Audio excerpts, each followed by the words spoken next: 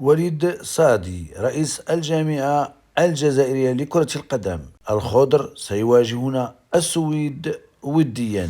نجم المنتخب الجزائري عمورة يتفاوض مع العملاقان برشلونة وكذلك مانشستر سيتي. التفاصيل بعد الفاصل.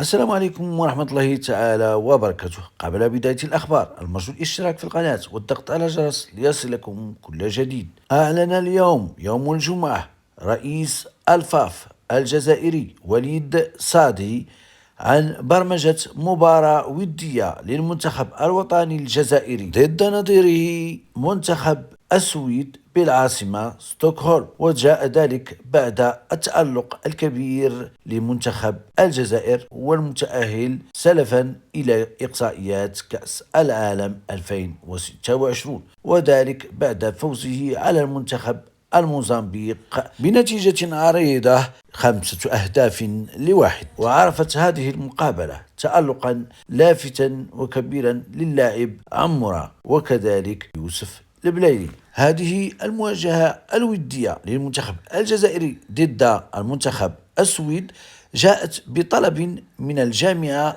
السويدية لإجراء هذه المقابلة الودية، وذلك بالعاصمة ستوكهولم، والتي ستجري يوم 10 جوان القادم. وسبق للمنتخب الوطني الجزائري مواجهة السويد وديا بمدينة مالبو السويدية، وانتهت بخسارة زملاء رياض محرز بثنائية في شهر نوفمبر سنة 2022.